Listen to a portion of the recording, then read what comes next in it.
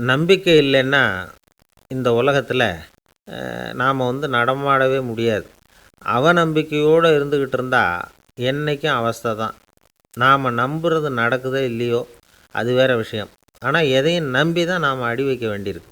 வேறு ஒன்றும் வேணாம், ஒரு லாட்ரி சீட்டு வாங்குகிறோம், அது எங்கே நமக்கு விழப்போகுது அப்படிங்கிற அவநம்பிக்கையோடவா வாங்குகிறோம்? பரிசு நமக்கு தான் அப்படிங்கிற நம்பிக்கை உள்ளூர இருக்கிறதுனால தான் அதை வாங்குகிறோம். இருந்தாலும் முடிவு வேறு மாதிரி ஆகிடுது. அதுக்காக மனசு சோர்ந்து போகிறதில்ல, அடுத்த மாதமும் சீட்டு வாங்குகிறோம். இந்த நம்பிக்கை தான் மனித வாழ்க்கைக்கு ஆதாரம். ஒரு கடையில் போய் டீ சாப்பிட்றீங்க, அந்த டீ நல்ல டீ தானா, அதில் விஷம் கலந்துருக்குமா அப்படிங்கிற சந்தேகம் வந்துட்டுதுன்னு வச்சுங்க. அதுக்கப்புறம் அதை எப்படி நீங்கள் சாப்பிட முடியும்? நம்பி தான் சாப்பிட்ணும். ரயில் ஒழுங்காக போய் சேருங்கிற நம்பிக்கை இருக்கிறதுனால தான் அதில் ஏறி உட்காடுறோம். லெட்டர் ஒழுங்காக போய் சேருங்கிற நம்பிக்கை இருக்கிறதுனால தான் பெட்டியில் போடுறோம். சரி, நம்ம கதையெல்லாம் நம்மளோட இருக்கட்டும். மனித நம்பிக்கை எந்த அளவுக்கு உறுதியாகவும் அறிவுபூர்வமாகவும் இருக்கணுங்கிறதுக்கு அலெக்சாண்டர் வாழ்க்கையில் நடந்த ஒரு சம்பவத்தை உதாரணமாக சொல்லலாம். இந்த உலகத்தையே ஜெயிக்கணும்னு புறப்பட்டார் அலெக்சாண்டர். ஒரு கட்டத்தில் அவர் சிட்னஸ் நதி கரைக்கு சேர்ந்தார். அந்த சமயத்தில் அவருக்கு கடுமையான நோய் வந்துட்டுது. அவர் கூடவே வந்திருந்த கிரேக்க வைத்தியர்கள் என்னென்னமோ முயற்சியெல்லாம் பண்ணி பார்த்தாங்க. இருந்தாலும் அலெக்சாண்டருக்கு வந்திருக்கிறது என்ன நோய்ங்கிறத அவங்களால கண்டுபிடிக்க முடியல. ஏன்னா அந்த பகுதியில் உள்ளவங்களுக்கு மட்டுமே அதிகமாக வரக்கூடிய ஒரு வினோதமான நோயாக இருந்தது அது. ஆனால் அவர் இருக்கிற இடம் எதிரியோட இடம், பாரசீக மன்னனோட ஆளுகைக்கு உட்பட்ட இடம். என்ன பண்ணுறது அப்படின்னு எல்லாரும் யோசனை பண்ணாங்க. பாரசீக மன்னனோட அரண்மனையில் இருக்கிற வைத்தியர் வந்தால் இந்த நோயை குணப்படுத்தி விடுவார் அப்படின்னு சொன்னாங்க. இருந்தாலும் எதிரியோட நாட்டில் இருக்கிற வைத்தியரை கூப்பிட்டு எப்படி நம்பி வைத்தியம் பார்க்க சொல்கிறது அப்படின்னு சொல்லி எல்லோரும் தயங்கினாங்க. ஆனால் அலெக்சாண்டர் தயங்கலை. பரவாயில்ல, அழைச்சிட்டு வாங்கன்னு விட்டார். உடனே அவரை போய் அழைச்சிட்டு வந்துட்டாங்க. அவர் வந்தார். அலெக்சாண்டர் உடம்பை பரிசோதனை பண்ணி பார்த்தார். சரி, இதை குணப்படுத்தி விடலாம், பயப்பட வேண்டியதில்லை. ஆனால் இதுக்கு ஒரு மூலிகை ரசம் தயார் பண்ணி கொடுக்கணும்.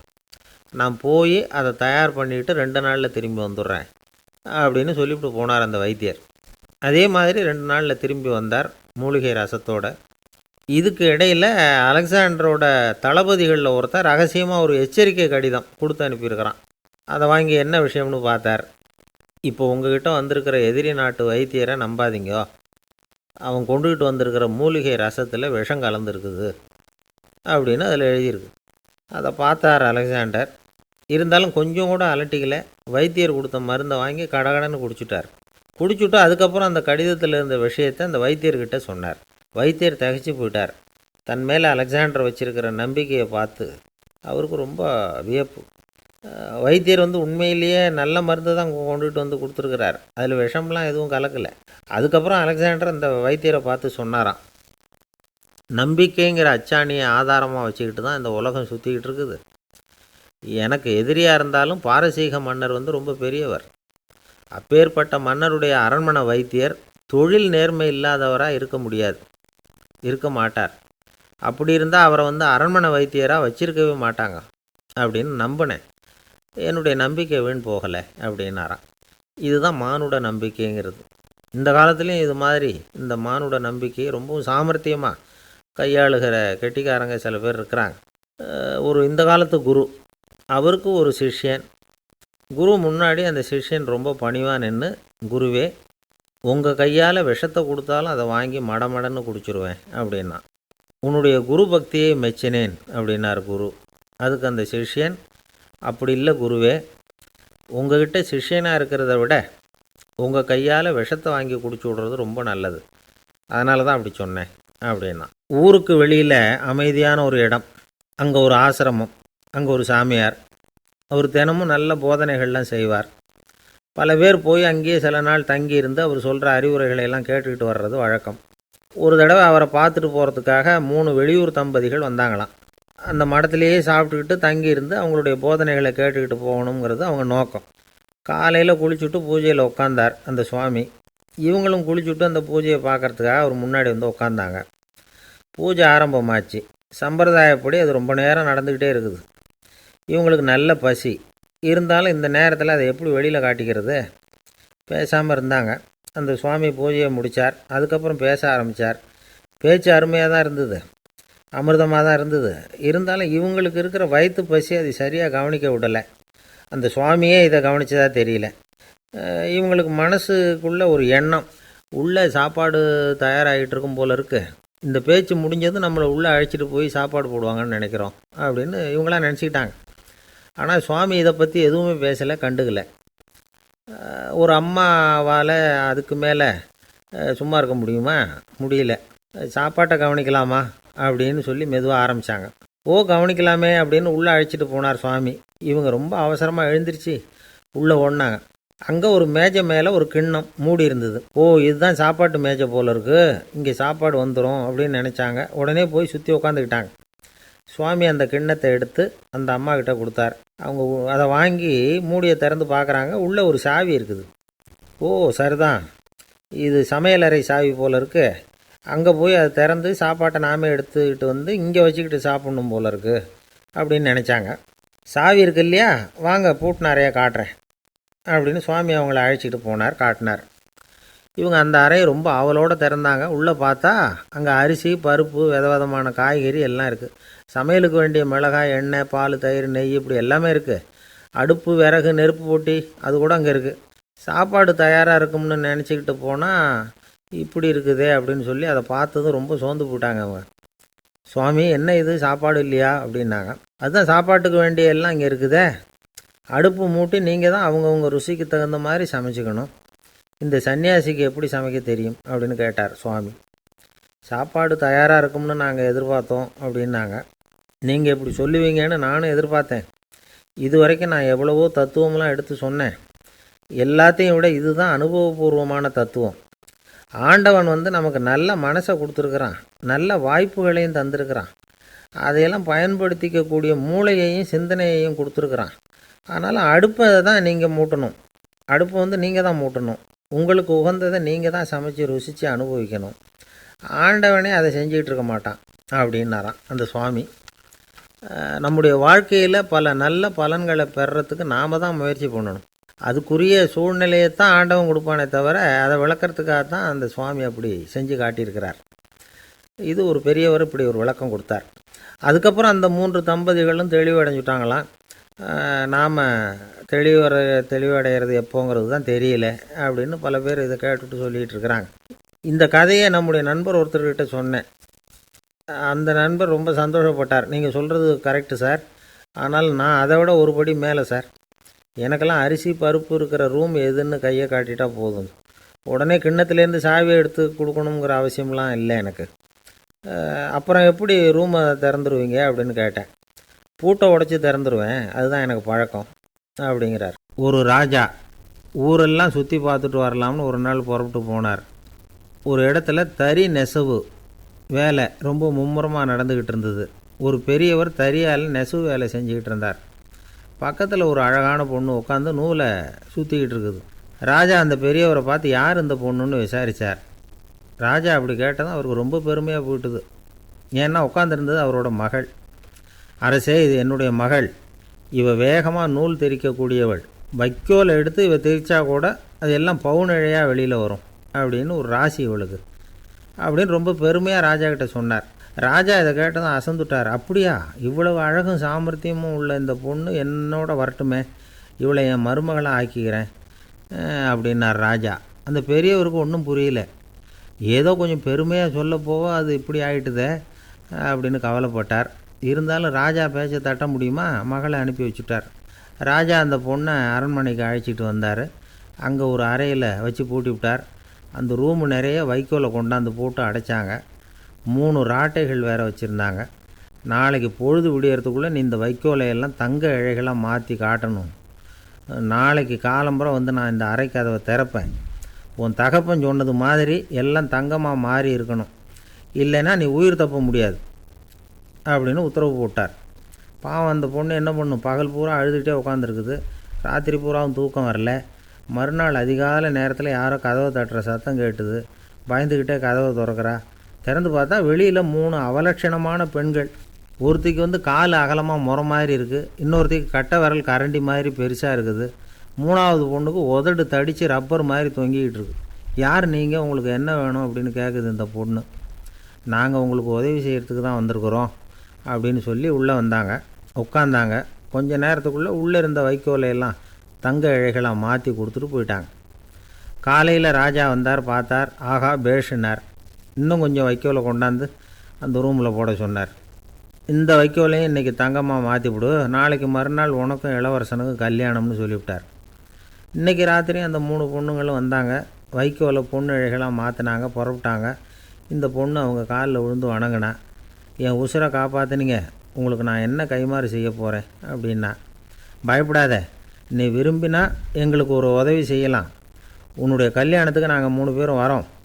நீ எங்களை வரவேற்று ராஜாக்கிட்டேயும் இளவரசர்கிட்டையும் நாங்கள் உன்னோட பெரியப்பா பொண்ணுங்கன்னு சொல்லி அறிமுகப்படுத்தி வை, நாங்கள் விருந்து சாப்பிட்டுட்டு போயிடுறோம் அப்படின்னாங்க. ரொம்பவும் சந்தோஷமாக சரின்னு ஒத்துக்கிட்டா. கல்யாண நாள் வந்தது. கல்யாணம் ரொம்ப கோலாகலமாக நடந்துக்கிட்டு இருக்கு. எல்லா தேசத்து ராஜா ராணிகளும் வந்துக்கிட்டு இருக்கிறாங்க. அந்த 3 அவலட்சணமான பொண்ணுங்களும் சேர்ந்தாங்க. யார் இவங்கன்னு கேட்டார் ராஜா. என் பெரியப்பா பொண்ணுங்க அப்படின்னா அந்த பொண்ணு. காலும் உதடும் கட்டை விரலும் ஏன் இப்படி உங்களுக்கு அவலட்சணம் ஆயிட்டுது அப்படின்னு கேட்டார். அதுக்கு அந்த பொண்ணுங்க பதில் சொன்னாங்க. என்ன செய்கிறது, ஓயாமல் வைக்கோலை நூற்று ஒருத்தியோட கட்டை விரல் அப்படி கரண்டி மாதிரி ஆயிட்டுது. நாக்கில் தொட்டு தொட்டு திரிச்சதுனால ஒருத்தியோட உதடு அப்படி ஆயிட்டுது. காலால் கட்டையை அழுத்தி அழுத்தி தறி போட்டதுனால இன்னொருத்தையோட கால் அப்படி ஆயிட்டுது. உங்கள் மருமகளாக வந்திருக்கிற இந்த பொண்ணு அந்த 3ஐயுமே செய்ய தெரிஞ்சவ தான். என்ன ஆக போதோ இன்னும் கொஞ்ச நாளில் அப்படின்னாங்க. அவ்வளவுதான். ராஜா பயந்துட்டார். அம்மா, இன்னையிலேருந்து நீ இளவரசனின் மனைவி. நீ எப்பவும் அழகாக இருக்கணும். அதனால் நீ இனிமேல் வைக்கோலை திரிக்கவே கூடாது அப்படின்னு உத்தரவு போட்டார். அவளை இக்கட்டான சூழ்நிலையிலேருந்து காப்பாற்றின அந்த 3 பொண்ணுங்களும் சந்தோஷமாக திரும்பி போயிட்டாங்களாம். சுவாமி சின்மயானந்தர் இந்த கதையை சொல்லியிருக்கிறார். தன்னலம் மறந்து சுயலாபத்தை தியாகம் செய்கிறது வைக்கோல்லேருந்து தங்க இழையை நூக்கிறது மாதிரி அப்படிங்கிறார் அவர். அது இருக்கட்டும், இப்போ நம்ம கதைக்கு வருவோம். ஒரு ராஜா தன்னோட மகனுக்கு சுயவரம் நடத்தினார். எல்லா தேசத்திலிருந்தும் ராஜகுமாரர்கள் வந்திருந்தாங்க. ராஜகுமாரியை கல்யாணம் பண்ணிக்கலாம்ங்கிற ஆசையில் சுயம்பர மண்டபத்திலேருந்து எல்லா ராஜகுமாரர்களும் அலறி அடிச்சுக்கிட்டு வெளியில் ஓடி வந்துக்கிட்டு இருக்கிறாங்களாம். ஏன் இப்படி எல்லாரும் மிரண்டு போய் ஓடி வர்றாங்கன்னு கேட்டார் ஒருத்தர். அதுக்கு இன்னொருத்தர் விவரம் சொன்னார். ராஜகுமாரியை இன்றைக்கி தான் அவங்க நேரில் பார்த்தாங்களாம், அதுதான் அப்படி ஓடி வந்துக்கிட்டு இருக்கிறாங்க அப்படின்னார். ஒரு ராஜா இருந்தார். நாடு பூராவும் நிறைய மரங்களை நட்டு வளர்க்கணுங்கிறது அவரோட ஆசை. தானே அதுக்கு முன்மாதிரியாக இருக்கணும்னு நினச்சார். அரண்மனையை சுற்றி மரங்களை நட்டு வளர்த்தார். இதை பார்த்துட்டு ஜனங்களும் அவங்கவுங்க வீட்டை சுற்றி மரக்கன்றுகளை நட்டு வளர்த்தாங்க. கொஞ்ச காலத்தில் ஊர் பூரா பசுமையாக மாறிச்சு. எல்லாருக்கும் சந்தோஷமாக இருந்தது. இது ஒரு பக்கம் இருக்கட்டும். இப்போ நான் சொல்ல போகிற கதை வேறு. அதாவது அந்த ராஜா ஒரு நாள் தன்னுடைய அரண்மனையை சுற்றி இருக்கிற விதவிதமான மரங்களை எல்லாம் போய் பார்த்தார். எப்படி இருக்கிறீங்க அப்படின்னு ஒவ்வொரு மரத்துக்கிட்டையும் விசாரித்தாராம். எந்த மரமும் சந்தோஷமாக இருக்கிறதா தெரியல. அதுக்கும் மனசில் ஒரு குறை. முதல்ல ஆலமரத்துக்கிட்ட போனார். அது சொல்லிச்சு, மண்ணா, நான் நல்லா பெருசாக வளர்ந்துருக்கிறேன், அடர்த்தியாக இருக்கிறேன், கிளையெல்லாம் 4 பக்கமும் நல்லா படர்ந்து தான் இருக்குது. இருந்தாலும் எந்த பிரயோஜனமும் இருக்கிறதா தெரியல எனக்கு. என்னுடைய பழம்லாம் ரொம்ப சின்னதாக இருக்குது, என் கண்ணுக்கு சரியாக புலப்பட மாட்டேங்குது. நான் இருக்கிற சைஸுக்கு என்னுடைய கிளையில் இருக்கிற பழம்லாம் எவ்வளோ பெருசாக இருக்கணும், அது இத்தினூண்டு இருக்கிறது எனக்கு பெரிய அவமானமாக இருக்குது. இப்படி இங்கே நின்றுக்கிட்டு இருக்கிறதே ரொம்ப கூச்சமாக இருக்குது. ஒரு நல்ல புயல் வந்ததுன்னா பேசாமல் சாஞ்சு விடலாமான்னு பார்க்குறேன் அப்படின்னு புலம்புது ஆலமரம். சரி இருக்கட்டும்னு நினச்சிக்கிட்டு ராஜா அடுத்தபடியாக ஒரு அத்தி மரத்துக்கிட்ட போனார். அதுவும் புலம்ப ஆரம்பிச்சுட்டுது. நான் கூட பெரிய மரம் தான், இல்லை இலையெல்லாம் அழகாக தான் இருக்குது, பழம் அழகாக இருக்குது, இருந்தாலும் உள்ள விஷயம் இல்லையே, அத்தி பழத்தை புட்டு பார்த்தா அத்தனையும் சொத்தை அப்படின்னு பழமொழியே உண்டாயிட்டுதே. இப்படி ஒரு கெட்ட பேரோடு நான் இருக்கணுமா அப்படின்னு புலம்புது அது. சரி இது இருக்கட்டும் அப்படின்னு சொல்லி அடுத்தபடியாக வேப்ப மரத்துக்கிட்ட போனார். அது தன்னுடைய வேதனையை வெளியிட்டுது. எனக்கு எவ்வளவோ மருத்துவ குணங்கள்லாம் இருக்கிறதா சொல்லிக்கிறாங்க, இருந்தாலும் என்ன பிரயோஜனம், என்னுடைய பழத்தை மனிதர்கள் யாரும் விரும்பி சாப்பிட்றது இல்லையே அப்படின்னுது. ராஜா அடுத்தாப்புல இருந்து ஒரு பனை மரத்துக்கிட்ட போனார். நான் நல்லா உயரமாக தான் வளர்ந்துருக்கிறேன், மற்ற மரங்கள்லாம் என்னை அண்ணாந்து தான் பார்க்கணும், இருந்தாலும் என்கிட்ட நிழலுக்காக யாரும் ஒதுங்கிறது இல்லையே அப்படின்னுது. என்ன இது எல்லா மரமும் இப்படி திருப்தி இல்லாமல் இருந்துக்கிட்டு இருக்குதே அப்படின்னு நினச்சிக்கிட்டே ராஜா அடுத்தபடியாக அங்கே இருந்த ஒரு பைன் மரத்துக்கிட்ட போனார். அழகாக உயரமாக பசுமையாக தான் இருந்தது, ஆனால் பழமோ பூவோ கிடையாது. அதை நினச்சி அது வருத்தப்பட்டுக்கிட்டு இருக்குது. ஓக் மரம் அது ஒன்று நின்றுட்டு இருந்தது. அது என்ன சொல்லிச்சுன்னா, இலையுதிர் காலத்தில் என் மேலே இருக்கிற எல்லா இலைகளும் உதிர்ந்து போடுது. முடி கொட்டின மனிதர்கள் மாதிரி மொட்டையாக நான் நிற்க வேண்டியிருக்குது. என்ன வாழ்க்கை இது அப்படின்னு சொல்லி அழுத்துக்கிட்டது. சரி, புளிய மரம் என்ன சொல்லுது பார்ப்போம்னு அதுக்கிட்ட போனால், என்னுடைய நிழலில் யாருமே தங்க மாட்டாங்க, உடம்புக்கு சூடுன்னு ஒதுங்கி போயிடுவாங்க. அடிமரத்தை பார்த்தீங்கன்னா பட்டையெல்லாம் உறிஞ்சி பார்க்குறதுக்கே கேவலமாக இருப்பேன் அப்படின்னுது அது. முருங்கை மரம் என்ன சொல்லிச்சு தெரியுமா? என்னுடைய இலை காயெல்லாம் சாப்பிட்றவங்களுக்கு சத்து கொடுக்கறது வாஸ்தவம்தான், ஆனால் என் உடம்புல சத்தே கிடையாது. கொஞ்சம் வேகமாக காற்று அடிச்சதுன்னா முறிஞ்சி விழுந்துடுறேன். என்ன வாழ்க்கை இது அப்படின்னு சொல்லி அது வருத்தப்பட்டது. ராஜா யோசனை பண்ணார். என்ன இது, மரங்கள் பூமியின் வரங்கள்னு சொல்கிறோம். மழை பெய்யறதுக்கு அதுதான் காரணம். பூமி செழிப்பாக இருக்கிறதுக்கும் அதுதான் காரணம். வீடு கட்டுறதுக்கு மரம், நாற்காலி செய்ய உபயோகப்படுத்துறதுக்கும் அதுதான் உபயோகப்படுது. மனுஷனுக்கு வேண்டிய ஆகாரங்களையும் கொடுக்குது. இப்படிலாம் இருந்தும் எல்லா மரமும் நிம்மதி இல்லாமல் இருந்துக்கிட்டு இருக்குதே அப்படின்னு நினச்சார். அப்போது அங்கே இருந்த ஒரு மகிழ மரம் அவர் கண்ணில் பட்டுது. அந்த மரம் மட்டும் கொஞ்சம் நிம்மதியாக மகிழ்ச்சியாக இருக்கிறது மாதிரி தெரிஞ்சுது. உடனே ராஜா அதுக்கிட்ட போனார். உனக்கு மனசில் எதுவும் குறை இல்லையான்னு கேட்டார். இல்லை, நான் சந்தோஷமாக தான் இருக்கேன்னு அந்த மகிழ மரம். அப்படியான்னு ஆச்சரியமாக கேட்டார் ராஜா. ஆமாம் மன்னா, இந்த இடத்துல நீங்கள் ஒரு முருங்கை மரத்தையோ வேப்ப மரத்தையோ கூட நட்டிருக்கலாம். ஆனால் இந்த இடத்துல நடுறதுக்கு என்ன தேர்ந்தெடுத்துருக்குறீங்க, அதுவே எனக்கு பெருமை, அதுவே எனக்கு திருப்தி அப்படின்னு தான் மகிழ மரம். மகிழ மரம் சாதாரணமாக தான் இருக்கும். இளம் மஞ்சள் நிறத்தில் பூக்கள், அது காய்ந்தும் மனம் வீசும். மகிழ மரம் மாதிரி மன திருப்தியோடு வாழறதுக்கு நாம் கற்றுக்கணுமா. நாம் இந்த உலகத்தில் ஒரு நாயாவோ நரியாவோ கூட பிறந்திருக்கலாம், மனுஷனாக பிறந்திருக்கிறோம், அதுவே பெருமை தானே. இந்த நிறைவு தான் மகிழ்ச்சியின் ரகசியம். ஒரு பையன் அப்பா கிட்ட போய், அப்பா, நீங்கள் இந்த உலகத்தில் ஒரு மனுஷனாக பிறந்தது என்னோட அதிர்ஷ்டம் நானா. ஏண்டா அப்படி சொல்கிறேன்னு இருக்கார் அப்பா. நீங்கள் ஒரு கரடியாக பிறந்திருந்தா இந்நேரம் நானும் ஒரு கரடி குட்டியாக தானே இருந்திருப்பேன் அப்படின்னு நானா பையன். ஆசைப்படுறதுல தப்பு இல்லை, ஆனால் அந்த ஆசை தேவைக்கு தகுந்த மாதிரி இருக்கணும். தேவைக்கு மீறிய ஆசைகள் இருக்கு பாருங்க, அது தேவையில்லை. இந்த கருத்தை வலியுறுத்தது மாதிரி ஒரு கதை உண்டு. தேவேந்திரனுக்கு திடீர்னு வீடு கட்டணும்னு ஒரு ஆசை வந்துதான். வீடுன்னா நாம் கட்டுற மாதிரி இல்லை. தேவேந்திரன் வீடுன்னா சும்மாவா, ஒரு பிரம்மாண்டமான அரண்மனை கட்டணும். அது மாதிரி இந்த 3 லோகத்துலேயும் ஒரு அரண்மனை கிடையாது அப்படின்னு எல்லாரும் சொல்லணும். இது அவனோட ஆசை. உடனே தேவ தச்சரான விஸ்வகர்மாவை கூப்பிட்டான், உத்தரவு போட்டான். விஸ்வகர்மா தன்னுடைய உதவியாளர்களை எல்லாம் கூப்பிட்டு ஒன்றா சேர்த்துக்கிட்டார். படாத பாடுபட்டு ஒரு பெரிய அரண்மனையை கட்டி முடித்தார். கட்டி முடிக்க 1000 வருஷம் ஆச்சு. தேவேந்திரன் பார்க்குறான். அவனுக்கு திருப்தி ஏற்படலை. என்னுடைய அந்தஸ்துக்கு இது ரொம்ப சாதாரணமான கட்டிடம், இதை விட இன்னும் பெருசாக கட்டு அப்படின்னா. தேவ தச்சர் திணறி போயிட்டார். அவரால் அதுக்கு மேலே எதுவும் செய்ய முடியல. என்ன பண்ணுறதுன்னு யோசனை பண்ணார். நேராக நாரதர் காலில் போய் விழுந்தார். நீங்கள் தான் என்னை இந்த பிரச்சனையிலேருந்து காப்பாற்றணும்னார். நாரதர் யோசனை பண்ணார். சரி, கவலைப்படாதேன்னார். நேராக இந்திரன்கிட்ட போனார். இந்திரன் நாரதரை பார்த்த உடனே வாங்கன்னு கூட்டிகிட்டு போய் அரண்மனையை காட்டினான். இது மாதிரி ஒரு அரண்மனையை நீங்கள் வேறு எங்கேயாவது பார்த்துருக்குறீங்களா அப்படின்னு ரொம்ப பெருமையாக கேட்டான். நான் பார்த்ததில்லை, ஆனால் என்னை விட வயசில் மூத்தவர் மகரிஷி லோமேசர், அவர் ஒரு வேளை பார்த்துருக்கிறாரா என்னமோ அப்படின்னார். உடனே அவரை மனசில் நினச்சி தியானம் பண்ணினார். அடுத்த கணம் லோமேசர் அங்கே வந்தார். இடையில் ஒரு சின்ன துண்டு, கையில் ஒரு கமண்டலம், தலையில் ஒரு பாய், அவ்வளவுதான் அவர்கிட்ட இருந்தது. எதுக்காக தலையில் எந்த பாய் அப்படின்னு கேட்டான் இந்திரன். என்ன மாதிரி அற்ப ஆயுள் உள்ள ஒரு ஜீவன் தனியாக வீடு கட்டிக்கிட்டு திண்டாடணுமா? இந்த பாய் தான் ஒரு வீடு மாதிரி எனக்கு நிழல் கொடுக்குது அப்படின்னார் அவர். என்னது, உங்களுக்கு அவ்வளவு கொஞ்சமான ஆயுளா அப்படின்னு ஆச்சரியத்தோடு கேட்டான் இந்திரன். ஆமாம், இதை பாரு, என்னுடைய மார்பில் ஒரு பொற்காசு அளவுக்கு ரோமம் உதிர்ந்துட்டுது. எப்போ என் உடம்புல உள்ள எல்லா ரோமமும் உதிர்ந்துருமோ அப்போ என்னுடைய ஆயுள் முடியும் அப்படின்னார். எப்போ அந்த ரோமங்கள் பூரா உதிரும்னு கேட்டான் இவன். ஒரு பிரம்மா மறைஞ்சதும் ஒரு ரோமம் உதிரும். என் உடம்புல உள்ள ரோமங்களின் எண்ணிக்கை எவ்வளவோ அவ்வளவு பிரம்மாக்கள் தோன்றி அவங்க ஆயுள் முடியும் பொழுது என் உடம்புல உள்ள ரோமங்கள் பூரா உதிரும் அப்படின்னார். அப்படின்னா ஒரு பிரம்மாவோட ஆயுள் எவ்வளவு காலம்னு கேட்டான். ஒரு பிரம்மாவுக்கு 100 தேவ வருஷம்.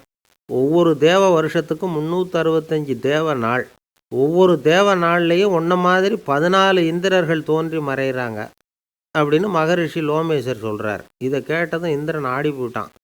அவ்வளவு ஆயுள் உள்ள இவரே அற்ப ஆயுள்னு சொல்கிறார். நான் என்னுடைய ஆயுளை பெருசாக நினச்சிக்கிட்டு பிரம்மாண்டமான அரண்மனை கட்டணும்னு ஆசைப்படுறேனே, அப்படின்னு நினச்சான். எனக்கு வீடு கட்டின வரைக்கும் போதும்னு விட்டான். அதனால் நாமெல்லாம் நம்முடைய தேவைக்கு தகுந்த மாதிரி ஆசைப்படுறது தான் நியாயம். ஆனால் அப்படியே நடந்துக்கிறோம். மனுஷன் கடவுளையே ஏமாற்றி காசு வாங்கிறதுக்குள்ள ஆசைப்படுறான். ஒருத்தன் கடவுளை நினச்சி தவம் இருந்தான். கடவுள் நேரில் வந்தார். தேவலோகத்தில் ரூபாய்க்கெல்லாம் என்ன மதிப்புன்னு கேட்டான். அங்கெல்லாம் ரூபாய்ங்கிறது உங்கள் பணத்தில் 1,00,00,000 ரூபாய்க்கு சமம். அதாவது தேவலோகத்தில் 1 ரூபான்னா இங்கே 1,00,00,000 ரூபா.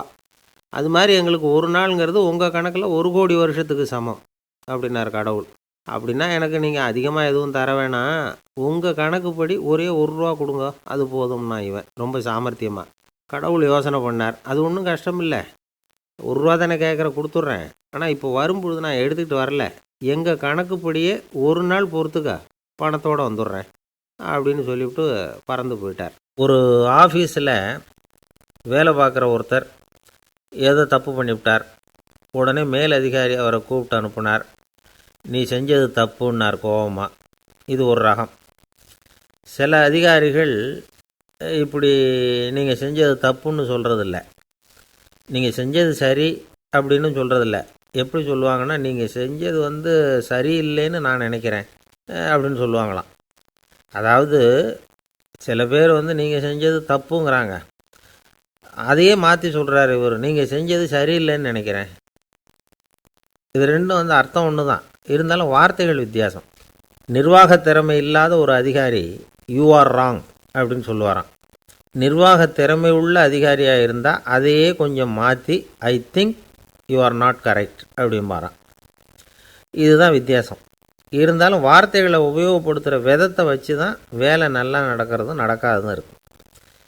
விவரம் தெரிஞ்சவங்க என்ன சொல்கிறாங்க தெரியுமா? Be a leader not a boss அப்படிங்கிறாங்க. ஒரு லீடராக இரு, பாஸாக இருக்காதே அப்படிங்கிறாங்க. சரி, அப்படின்னா லீடருக்கும் பாஸுக்கும் வித்தியாசம் உண்டா அப்படின்னு கேட்டால் இருக்குன்னு சொல்கிறாங்க. லீடருங்கிறவர் வேறு, பாஸுங்கிறவர் வேறு. ஒரு லீடர் எப்படி நடந்துக்குவார், ஒரு பாஸ் எப்படி நடந்துக்குவார், இதை முதல்ல நாம் தெரிஞ்சுக்கணும். அவங்க எப்படி நடந்துக்குவாங்க அப்படிங்கிறதுக்கு சில விவரங்கள் இருக்குது. அதை கேட்டோம்னா நாம் புரிஞ்சுக்கலாம் அதை. அதாவது பாஸுங்கிறவர் விரட்டிக்கிட்டே இருப்பார், லீடருங்கிறவர் ஊக்கப்படுத்திக்கிட்டே இருப்பார். நாளைக்கு சாயந்தரத்துக்குள்ளே அந்த வேலையை செஞ்சு முடிக்கலைன்னா தொலைச்சி விடுவோம் தொலைச்சி அப்படிம்பார் அவர். இவர் எப்படி சொல்லுவார்னா, இது வரைக்கும் நீங்கள் செஞ்சுருக்கிற வேலை ரொம்ப அற்புதம் அப்படிம்பார். பாஸுங்கிறவர் அதிகாரத்தை நம்பி செயல்படுறவர், லீடருங்கிறவர் நல்லெண்ணத்தை நம்பி செயல்படுறவர். நம்மக்கிட்ட அதிகாரம் இருக்குது, பவர் இருக்குது, அதனால் காரியத்தை சாதிச்சுடலாம் அப்படின்னு நினைக்கிறவர் அவர். மற்றவங்கக்கிட்ட ஒரு நல்ல அபிப்பிராயத்தை சம்பாதிச்சுக்கிட்டு அது மூலமாக காரியங்களை சாதிக்கிறவர் இவர். பாஸுங்கிறவர் பயத்தை உண்டு பண்ணுவார், லீடருங்கிறவர் அன்பை பரவ செய்வார். அதை செய்யலைன்னா ஆடிட்டில் தகராறாயிடும், இது செய்யலைன்னா இன்க்ரிமெண்ட்டு கட் ஆகிடும், இப்படி ஏதாவது சொல்லி பயமுறுத்திக்கிட்டே இருப்பார் அவர். இவர் அப்படி இல்லை. உடம்பு இப்படி இருக்குது, வீட்டில் எல்லோரும் சௌக்கியமாக இருக்கிறாங்களா, ஆஃபீஸில் எல்லாம் வசதியாக இருக்குதா, நான் ஏதாவது உதவி செய்யணுமா அப்படின்னு அன்புக்கு முக்கியத்துவம் கொடுப்பார். பாஸுங்கிறவர் எதுக்கெடுத்தாலும் நான் சொல்லிக்கிட்டு இருப்பார், லீடருங்கிறவர் நாமன்னு சொல்லிக்கிட்டு இருப்பார். பாஸுங்கிறவர் தப்புக்கு காரணம் யாருன்னு பார்ப்பார், லீடருங்கிறவர் தப்பு என்னன்னு பார்ப்பார். இதுதான் 2 பேருக்கு வித்தியாசம். The boss shows who is wrong, the leader shows what is wrong அப்படின்னு சொல்லுவாங்க. இந்த காரியம் எப்படி செய்யப்பட்டிருக்கு அப்படின்னு தெரிஞ்சுக்கிறவர் பாஸ். இந்த காரியத்தை எப்படி செய்யணும்னு செஞ்சு காட்டுறவர் லீடர். பாஸுங்கிறவர் பணியாளர்களை திட்டுவார், லீடர் மரியாதைக்குரியவராக நடத்துவார், அதுக்குரியவராக அவர் நடந்துக்குவார். செய்கிற வேலையை ஒரு சுமையாக நினைக்க வைக்கிறவர் பாஸ், செய்கிற வேலையை ஒரு சந்தோஷமாக ஆக்கிறவர் லீடர். ஒரு முதலாளியாக இருக்கிறவர் அல்லது ஒரு நிர்வாகியாக இருக்கிறவர் இது மாதிரியான நுணுக்கங்களையெல்லாம் தெரிஞ்சு வச்சுக்கிறது நல்லது. ஒரு பாஸ் இருக்கார், அவர் ஒரு நாள் ரொம்ப பெருமையாக தன்னோட ஆஃபீஸை பற்றி பேசிக்கிட்டு இருந்தார். எனக்கு கீழே 200 பேர் வேலை செய்கிறாங்க சார், நான் ஒரு கோடு கிழிச்சா அவங்க அதை தாண்டாத அளவுக்கு நான் நடந்துக்கிறேன் சார் அப்படின்னார் அவர். அது எப்படி முடியுது உங்களால் அப்படின்னு கேட்டோம். நான் கோடே கிழிக்கிறதில்ல சார் அப்படின்னார். ஏங்க எங்கே போயிட்டு வரீங்க அப்படின்னு கேட்டேன். எனக்கு வேண்டப்பட்ட ஒருத்தரை பார்த்து ஆஸ்பத்திரிக்குன்னார். எந்த ஆஸ்பத்திரிக்குன்னே? மாட்டு ஆஸ்பத்திரிக்குன்னார். என்ன விஷயம்னே? மாமனாருக்கு உடம்பு சரியில்லை, அதுதான் மாட்டு ஆஸ்பத்திரிக்கு போயிட்டு வரேன்னார். அட பாவி, அதுக்கு அந்த ஆஸ்பத்திரிக்கா போவாங்க அப்படின்னு ஆச்சரியமா. அடா அது இல்லைப்பா, முதல்ல எங்கள் குடும்ப டாக்டர் தான் தேடிக்கிட்டு போனேன். அவர் அந்த நேரத்தில் அவர் வளர்க்குற நாய்க்குட்டிக்கு உடம்பு சரியில்லைன்னு சொல்லி அதை தூக்கிக்கிட்டு மாட்டு ஆஸ்பத்திரிக்கு போயிட்டாராம் சொன்னாங்க. அதனால் அங்கே போய் அவரை சந்தித்து விஷயத்தை சொல்லிவிட்டு வர்றேன்னார். அப்புறம் தான் எனக்கு கொஞ்சம் நிம்மதியாக இருந்தது. பொதுவாக நமக்கு தெரிஞ்ச வரையில் டாக்டர்கள் 2 வகை. நமக்கு வைத்தியம் பண்ணுற டாக்டர்கள் ஒரு வகை, நம்மக்கிட்ட இருக்கிற ஆடு மாடு கோழிக்கு வைத்தியம் பண்ணுற டாக்டர்கள் ஒரு வகை. இப்போ தான் எனக்கு தெரியும் இன்னொரு வகையான டாக்டர்களும் உண்டுங்கிறது. அது யாருன்னா பூச்சிகளுக்கு வைத்தியம் பண்ணுற டாக்டர்கள், அதாவது பூச்சி டாக்டர்கள். வெளிநாடுகளில் அப்படிலாம் கூட சில பேர் இருக்கிறாங்க. பிரிட்டனில் யார்க்ஷயர் வட்டாரத்தில் ராதர்ஹாம் அப்படின்னு ஒரு ஊர். அங்கே ஒரு விலங்கியல் மருத்துவர் பேர் டாக்டர் லான்ஸ் ஜெப்சன். அவர் ஆஸ்பத்திரி வாசலில் பார்த்திங்கன்னா தினமும் நிறைய பேர் நின்றுக்கிட்டு இருப்பாங்க. கையில் கண்ணாடி குடுவை, தகர டப்பா இப்படி ஏதாவது இருக்கும். அதுக்குள்ளே ஏதாவது பூச்சிகள் இருக்கும். அதுக்கு வைத்தியம் பண்ணுறதுக்காக வந்தவங்க தான் அவங்கெல்லாம். சிலந்தி பூச்சி, பல்லி, தேள், பாம்பு இப்படி ஏதாவது இருக்கும். பொழுதுபோக்காக சில பேர் நாய், பூனை, கிளி, மைனா, புறா இப்படி ஏதாவது வளர்க்குறாங்கல்ல, அது மாதிரி இப்போல்லாம் தேள், பல்லி, பாம்பு, பூச்சி இதையெல்லாம் வளர்க்க ஆரம்பிச்சிட்டாங்களாம். இது ஒரு புது ஃபேஷன். இப்போ கூண்டுக்குள்ளே டப்பாக்குள்ளே போட்டு வளர்க்குறது, அதுக்கு ஏதாவது நோய் வந்துட்டுதுன்னா வைத்தியம் பண்ணுறதுக்கு டாக்டர்கிட்ட வந்துட வேண்டியது, இப்படி இந்த பழக்கம்லாம் நிறையா வந்துட்டுது. ரத்தம் உறிஞ்சிற அட்டைகள் கூட இவங்கக்கிட்ட வைத்தியத்துக்கு வருதான். சிலந்திகளில் செங்கால் சிலந்தின்னு ஒரு வகை. மத்திய அமெரிக்க காடுகளில் இது அதிகம். சிலந்திகள்லேயே ரொம்ப விலை உசந்தது இந்த ரகம்தான். கால்களில் சிவப்பு கோடுகள் இருக்கும். இந்த இனம் இப்போ குறைஞ்சிக்கிட்டே வர்றதுனால சர்வதேச விதிகளின்படி இவற்றின் ஏற்றுமதி இறக்குமதிக்கு தடை விதிக்கப்பட்டிருக்குது. அதனால் இதை வளர்க்குறவங்க வீட்டுக்குள்ளேயே இனவிருத்தி மூலமாக பெருக்கி விற்பனை பண்ணிட்டு வராங்களாம். அந்த வகை சிலந்திகள் தான் இப்போ வைத்தியத்துக்கு அதிகமாக வருதான். சரி, இதுக்கெல்லாம் எப்படி வைத்தியம் பண்ணுறாங்க? முதல்ல அதை குளிர்பதன பெட்டியின் வழுவழுப்பான சுவரில் விட்ட உடனே அதெல்லாம் மெதுவாக இறங்கி வரும்.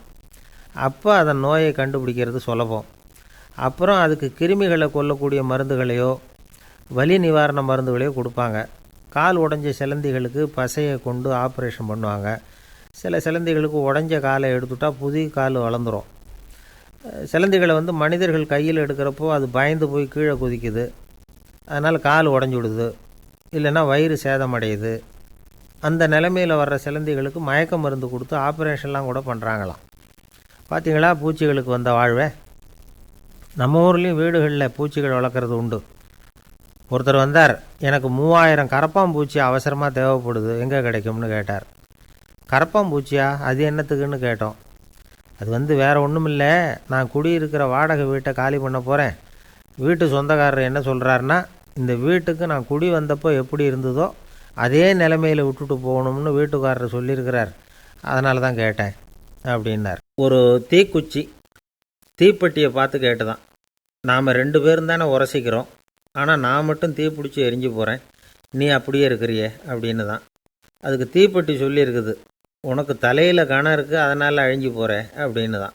எப்படி இருக்கு பாருங்கள் இந்த பதில். தலையில் கணம் உள்ளவங்க யாருமே சரியாக இருக்க முடியாது. எவ்வளவு பெரியவங்களாக இருந்தாலும் சரி, ரொம்ப கஷ்டம்தான் அது. கர்வம்ங்கிறது கூடவே கூடாது. இதை விளக்கிறதுக்கு மகான் ஒருத்தர் ஒரு சம்பவத்தை சொல்கிறார். அர்ஜுனன் தீர்த்த யாத்திரை பண்ணானா. அப்போது தென்னிந்தியாவுக்கு வந்திருக்கிறான். ராமேஸ்வரத்துக்கு போனப்போ அங்கே இலங்கைக்கு கல்லுலாம் அடுக்கி போடப்பட்டிருந்த பாலத்தை பார்த்தானா. ஒரு சின்ன குரங்கு அதுக்கு பக்கத்தில் விளையாடிக்கிட்டு இருந்திருக்கு. அதை பார்த்துட்டு அர்ஜுனன் சிரிச்சிருக்கான். ஏன் சிரிக்கிறேன்னு கேட்டிருக்கு அந்த குரங்கு. ராமன் மிகச்சிறந்த வில் வீரன். அப்படி இருக்கிறப்போ அவன் இலங்கைக்கு அம்புகளாலேயே ஒரு பாலம் கட்டியிருக்கலாம். அதை விட்டுட்டு போயும் உன்ன மாதிரி குரங்குகளை துணையாக வச்சுக்கிட்டு இப்படி ஒரு கருங்கல் பாலத்தை கட்டியிருக்கிறானே அப்படின்னு நானா. அம்புகளால் பாலம் கட்ட முடியுமா அப்படின்னு கேட்டு தான் குரங்கு. ஏன் முடியாது, என்னால் முடியுமேன்னு இருக்கான் அர்ஜுனன். அம்பால் பாலம் கட்டலாம், இருந்தாலும் என்ன மாதிரி குரங்குகள் ஏறி நடந்தால் அது தாங்குமா? அதனால தான் ராமர் கருங்கல் பாலமே கட்டினார் அப்படின்னுது குரங்கு சொல்லிச்சான். அப்படியே சொல்கிற, நான் வேணும்னா இப்போ அம்புகளாலேயே ஒரு பாலத்தை கட்டுறேன், நீ அது மேலே ஏறி நடந்து பார். பாலம் விழுந்துட்டுதுன்னா நான் தீ மூட்டி அதில் குதித்து உயிர் தியாகம் பண்ணி விட்றேன் அப்படின்னு நான் ரொம்ப கோபமாக. உடனே அந்த சின்ன குரங்கு பெரிய உருவம் எடுத்துட்டு தான் கையில் கதையோடு அர்ஜுனன் முன்னாடி நிற்கிறான் அனுமன். பார்த்தா என்னுடைய தலைவர் ராமரையா இழிவாக பேசுகிற, நீ இப்போ பாலம் கட்டு, நான் என்னுடைய பலத்தை காட்டுறேன் அப்படின்னு அனுமன். அர்ஜுனன் வந்து தன்னுடைய காண்டிபத்தை எடுக்கிறான், சரமாரியாக அம்புகளை விடுறான். அதெல்லாம் ஒன்றோட ஒன்று கோத்துக்கிட்டு அப்படியே பாலம் மாதிரி நிற்கிது. அர்ஜுனன் தலை நிமிர்ந்து நின்னான். அனுமன் வந்து உயர கிளம்பி அங்கேருந்து பாலத்தில் வந்து பொத்துன்னு இறங்கினான். பாலம் அப்படியே நொறுங்கி போச்சு தூள் தூளாக. என்ன அர்ஜுனா, இப்போ என்ன செய்ய போகிற அப்படின்னு நான் ஏளனமா. அர்ஜுனன் தலையை தொங்க போட்டுக்கிட்டான். சொன்னபடி தீ மூட்டி அதில் குதிக்கிறதுக்காக 3 தடவை சுற்றி வந்தான். அப்போது கிருஷ்ணர் அங்கே வந்தார். என்ன அர்ஜுனா, என்ன நடக்குது, என்ன இது அப்படின்னு ஒன்றும் தெரியாத மாதிரி கேட்டார்.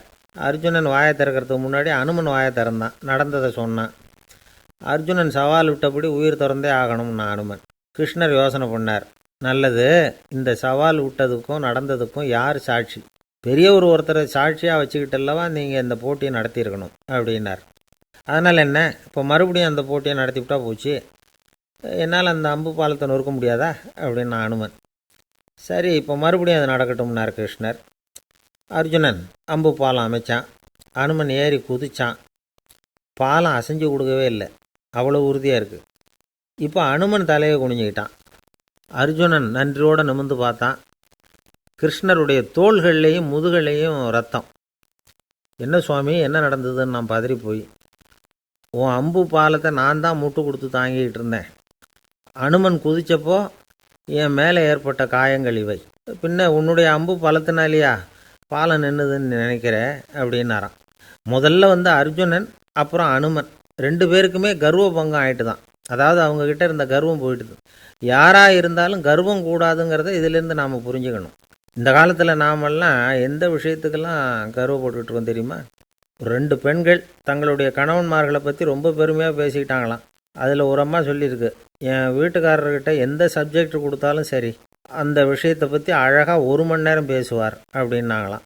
உடனே இன்னொரு அம்மா, அது என்ன பிரமாதம், என் வீட்டுக்காரருக்கு சப்ஜெக்டே தேவையில்லை, விஷயமே இல்லாமல் நாள் பூரா பேசிக்கிட்டு இருப்பார் அப்படின்னாங்களாம்.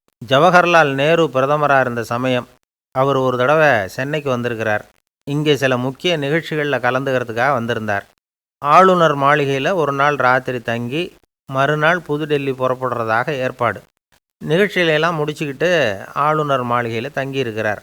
அன்றைக்கு இரவு படிக்கிறதுக்கு ஒரு முக்கியமான புத்தகம் அவருக்கு தேவைப்பட்டது. அந்த சமயத்தில் உலக அளவில் ஒரு முக்கியமான பொருளாதாரம் சம்பந்தமான ஒரு புத்தகம் வெளியாகி இருக்கிற விஷயம் அவருக்கு தெரியும். அந்த புத்தகம் மெட்ராஸுக்கு வந்திருக்குமா, அது இங்கே கிடைக்குமா அப்படின்னு விசாரிச்சிருக்கிறார் நேருஜி. அவர் இப்படி கேட்ட உடனே அங்கே இருந்தவங்கெல்லாம் ரொம்ப பரபரப்பாக செயல்பட ஆரம்பிச்சுட்டாங்க. முக்கியமான இடங்கள்ல எல்லாம் விசாரிச்சிருக்கிறாங்க, அந்த புத்தகம் உங்கள்கிட்ட இருக்கான்னு. சென்னையில் உள்ள கன்னிமாரா நூல் நிலையத்துக்கு எப்படியும் அந்த புத்தகம் வந்திருக்கணும் அப்படின்னு ஒரு நம்பிக்கை. அங்கே விசாரித்தாங்க. அந்த புத்தகம் 2 நாளைக்கு முன்னாடி தான் அங்கே வந்திருக்குது அப்படிங்கிற விஷயம் தெரிஞ்சுது. உடனே எல்லோரும் அங்கே ஓடினாங்க.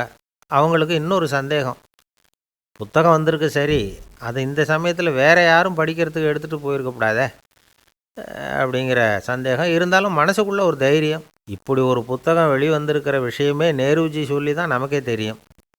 அதுவும் இல்லாமல் உலக பொருளாதாரம் சம்பந்தமான ஏதோ ஒரு புத்தகம் அது. அதை போய் இந்த நேரத்தில் அவ்வளவு ஆர்வமாக யார் எடுத்துகிட்டு போயிட போகிறாங்க அப்படிங்கிற தைரியம். இந்த தைரியத்தோடு அந்த நூல் நிலையத்துக்கு ஓடினாங்க. புத்தகத்தை தேடினா அது கிடைக்கல, யாரோ எடுத்துகிட்டு போயிருக்கிறாங்க. நேருவுக்கு மட்டுமே தெரிஞ்சிருந்த அந்த புத்தகம் பற்றின விஷயம் சென்னையில் வேற ஒருத்தருக்கும் தெரிஞ்சிருக்குது. உடனே எல்லாரும் பரபரப்பாக அந்த அதுக்குன்னு இருக்கிற ரிஜிஸ்டர் இருக்குல்ல, பதிவேடு, அதை புரட்டி பார்க்குறாங்க, யார் எடுத்துகிட்டு போகிறாங்கன்னு தெரிஞ்சுக்கிறதுக்காக. எடுத்துகிட்டு போனவங்க அதில் கையெழுத்து போட்டிருப்பாங்கல்ல, அதை பார்த்து யாருன்னு தெரிஞ்சுக்கலாம் அப்படிங்கிறதுக்காக தான் அதை புரட்டுறாங்க. அதோ அந்த புத்தகத்தோட பேர் பக்கத்தில் அதை எடுத்துக்கிட்டு போனவங்க கையெழுத்து உத்து பார்க்குறாங்க எல்லாரும். அதில் போட்டிருக்குது பேர் CN அண்ணாதுரை அப்படின்னு எழுதியிருந்தது. அவர் தான் பேரறிஞர் அண்ணா. நேரு படிக்க விரும்பின ஒரு புத்தகத்தை அதே நேரம் படிக்க விரும்பின இன்னொரு தலைவர் இவர்.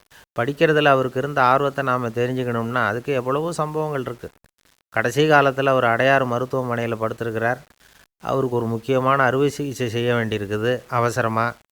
அமெரிக்காவிலேருந்து டாக்டர் மில்லர் வந்திருக்கிறார். அவர்கிட்ட கேட்குறார், டாக்டர் நாளைக்கே அறுவை சிகிச்சை செய்ய போகிறீங்களா அப்படின்னு. ஆமாங்கிறார் டாக்டர் மில்லர். நாளைக்கு மறுநாள் செஞ்சுக்கிறனே அப்படின்னாரான் அண்ணா. ஏன் ஏதாவது நாள் பார்க்குறீங்களான்னு கேட்டிருக்கார். இல்லை, ஒரு புத்தகத்தை படிச்சுக்கிட்டு இருக்கிறேன், அதை நாளைக்குள்ளே முடிச்சிருவேன், அதுக்கப்புறம் நான் இறந்தாலும் கவலை இல்லை அப்படின்னாராம் இவர். அவர் தான் அறிஞர் அண்ணா. சங்ககால நூல்கள்லேருந்து சமீபத்தில் வந்த நூல்கள் வரைக்கும் எல்லாம் அவர் படிச்சிருக்கிறார். ஒரு திருமண விழாவில் அவர் பேசும்பொழுது சொன்ன விஷயம் இது. சங்க காலத்தில் காதலியை மணக்க விரும்புகிறவனுக்கு அவனுடைய தந்தை வீர சோதனைகள்லாம் வைப்பார். போய் புலிப்பல் கொண்டுக்கிட்டு வா, அப்போ தான் என் பொண்ணை கொடுப்பேன் அப்படின்னு சொல்லுவார். காதலன் உடனே காட்டுக்கு போவான், ஒரு புலியை கொன்று அதனுடைய பல்லை கொண்டுக்கிட்டு வருவான். அதை வீர பதக்கத்தில் பதித்து அவனுக்கு மாமனார் சூட்டுவார் கல்யாண சமயத்தில். இப்போலாம் காதலன் கிட்ட அப்படி சொல்ல முடியாது. இப்போலாம் காதலன்கிட்ட காட்டுக்கு போய் புலிப்பல் கொண்டுக்கிட்டு வான்னு யாராவது சொன்னால் புலி தான் மாப்பிள்ளையாக வந்து சேரும் அப்படின்னார். இந்த காலத்து புள்ள ஒருத்தன் தன்னோட அப்பாவை பார்த்து சொன்னான், அப்பா, நான் உனக்கு உதவி செய்யலாம்னு நினைக்கிறேன், என்ன உதவி செய்யணும்னு சொல்லு அப்படின்னா. நீ சும்மா இருந்தால் அதுவே எனக்கு செய்கிற பெரிய உதவிடா அப்படின்னார் அப்பா. சும்மா இருக்கிறதும் ஒரு உதவி தான், அது மாதிரி மௌனமும் ஒரு சமூக சேவை தான் அப்படிங்கிறார் காஞ்சி பெரியவர். நமக்கு 5 புலன்கள் இருக்குது, மெய், வாய், கண், மூக்கு, செவி. இந்த 5லேயும் அதிகப்படியான வேலை எதுக்குன்னு நினைக்கிறீங்க? வாய்க்கு தான். ஏன்னா அதுக்கு 2 வேலை. இப்போ கண்ணுக்கு பார்க்குறது மட்டும்தான் வேலை, காதுக்கு கேட்குறது மட்டும்தான் வேலை, மூக்குக்கு வாசனை அறியறது தான் வேலை, உடம்புக்கு உணர்றது மட்டும்தான் வேலை. ஆனால் வாய் அப்படி இல்லை, அதுக்கு 2 வேலை. சாப்பிட்றதும் அதுதான், பேசுகிறதும் அதுதான். அதாவது வாய் ஒன்று தான் கர்மேந்திரியமாகவும் இருக்குது, ஞானேந்திரியமாகவும் இருக்குது அப்படின்னு சொல்லுவாங்க. சாப்பாட்டில் உட்காந்தா எந்தெந்த ஆகாரம் என்னென்ன ருசின்னு அறிவிக்கிற வேலையும் செய்யுது. சபையில் உட்காந்தா பாடுறது, பேசுறது, சிரிக்கிறது, இது மாதிரியான வேலையும் செய்யுது. இன்னொரு வித்தியாசம், கண்ணு, காது, மூக்கெல்லாம் ஸ்ட்ரெயின் பண்ணிக்கிட்டு வேலை செய்கிறதில்ல. ஒரு ரோஜா பூ பார்த்தா உடனே மூக்கு அப்படியும் இப்படியும் அசைய ஆரம்பிக்கிறதில்ல. ஒரு சங்கீதத்தை கேட்ட உடனே காது ஆட ஆரம்பிக்காது. ஆனால் வாய் அப்படி இல்லை, அது பேசினாலும் சரி சாப்பிட்டாலும் சரி அசைஞ்சு தான் ஆகணும். ஆக மற்றதை விட வாய்க்கு வேலை ஜாஸ்தின்னு தெரியுது. சாப்பிட்றது, பேசுறது அப்படின்னு 2 காரியம் அதுக்கு. இப்படி 2 காரியம் இருக்கிறதுனால அது 2ஐயும் பாதியாக குறைச்சிக்கணுங்கிறது கடவுள் அபிப்பிராயமாக இருக்கணும் அப்படிங்கிறார் காஞ்சி பெரியவர். ஆனால் இப்போ நாம் அப்படியா நடந்துக்கிறோம்? அதுக்கு நேர்மாறாக நடந்துக்கிறோம். நாம் சாப்பிட்றதும் அதிகம், பேசுகிறதும் அதிகம், 2 வேலையையும் தேவைக்கு அதிகமாகவே செய்கிறோம். வாய் தான் ரொம்ப ஓவர் ஒர்க்குடு. அதுக்கு ஓய்வு கொடுத்தா உடம்பும் நல்லாயிருக்கும், உலகமும் நல்லாயிருக்கும். மௌன விரதம் இருக்கிறதெல்லாம் எதுக்காக நினைக்கிறீங்க? இதுக்காக தான். இந்த காலத்தில் மௌனமாக இருக்கிறவங்கெல்லாம் மகத்தான தொண்டு செய்கிறாங்க அப்படின்னு தான் சொல்லணும். சத்தம் அதிகமாக போய் தான் சவுண்டு பொல்யூஷன் வருது. அது மட்டும் இல்லை, மௌனமாக இருந்தால் சண்டை சச்சரவே வராது. மௌனம் கலக நாஸ்தி. ஆக இதுவும் ஒரு சமூக சேவை தான்.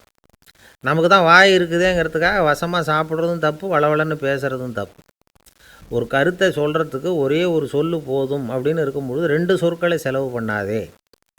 எவ்வளவு சொன்னாலும் அதனால் ஒரு பயனும் விளையாது அப்படின்னு தெரிய வருமேயானால் அந்த ஒரு சொல்லையும் விரயம் பண்ணாதே அப்படிங்கிறார் ஒரு அறிஞர். எல்லா குணங்கள்லேயும் மௌனம்தான் சிறந்தது அப்படிங்கிறார் ஒருத்தர். மௌனமாக இருக்கிறது மூலமாக மற்றவர்கள் குறைகளை நம்மளால் தெரிஞ்சிக்க முடியும். அதே சமயத்தில் நம்மக்கிட்ட இருக்கிற குறைகளை மற்றவங்களுக்கு தெரியாமல் மறைச்சிக்கவும் முடியுங்கிறார் அவர். உண்மைதானே? ஒரு பெரிய மேடை பேச்சாளர், பொது வாழ்க்கையில் 25 வருஷ காலமாக ஈடுபட்டிருக்கிறவர். அவர் மனைவி ஒரு நாள் சொன்னாங்க, எங்கள் வீட்டுக்காரர் 25 வருஷ காலமாக பொது வாழ்வில் ஈடுபட்டிருந்தா கூட இந்த மாதம் 10ஆம் தேதியிலேருந்து தான் மக்களுக்கு சேவை செய்ய ஆரம்பிச்சிருக்கார் அப்படின்னாங்க ரொம்ப பெருமையாக. 10ஆம் தேதிக்கு அப்படி என்ன விசேஷம் அப்படின்னு கேட்டோம். அன்னையிலேருந்து தான் அவர் மேடையில் பேசுகிறத நிறுத்தினார் அப்படின்னாங்க அந்த அம்மா. அளவுக்கு மிஞ்சினால் அமிர்தமும் நஞ்சு அப்படின்னு சொல்லுவாங்க. அது உண்மைதான். ஒருத்தருக்கு அளவுக்கு மீறிய புகழ் வந்துட்டுதுன்னு வச்சுங்க, அது கூட ஆபத்தாக போயிடுறது உண்டு. பழங்காலத்துல எல்லாம் கிரேக்க தேசத்தில் ஒரு பழக்கம் உண்டாம். அதாவது யாராவது ஒருத்தரை நாடு கடத்தணும்னா அதுக்கு ஒரு வழி உண்டு.